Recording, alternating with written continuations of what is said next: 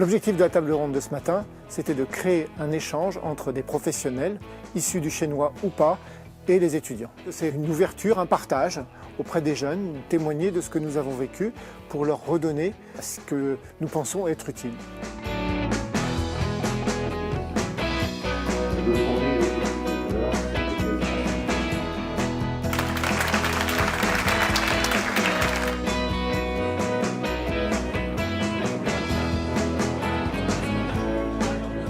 Ça nous permet de rencontrer en fait presque une génération encore plus jeune que les salariés que l'on a et de rester en contact justement avec ceux qui ils seront demain nos prochains collaborateurs.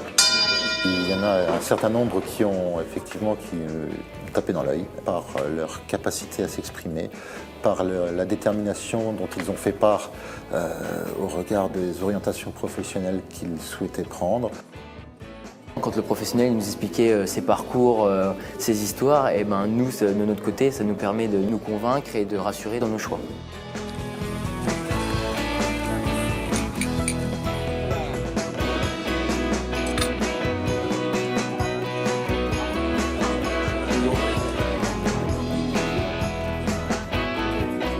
En tant que pionnier, on a un peu tracé le sillon quand même, on a semé également et on voit le résultat aujourd'hui.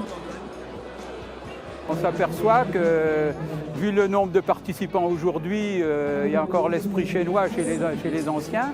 J'ai plein d'amis qui sont passés par ici, c'est des amitiés qui durent, donc c'est important aussi, hein. C'est une page de notre vie, quoi.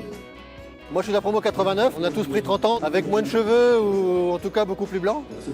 Mais ce qui m'a vraiment impressionné, c'est les intonations de voix et en fermant les yeux on se reconnaît tous et c'est vraiment très émouvant. On pensait au départ pouvoir réunir 100, 200 ou 250 anciens et grâce au travail acharné d'un de nos collègues qui a pu retrouver 1400 adresses sur les 1450. Aujourd'hui, nous sommes pratiquement 600 à déjeuner tous ensemble.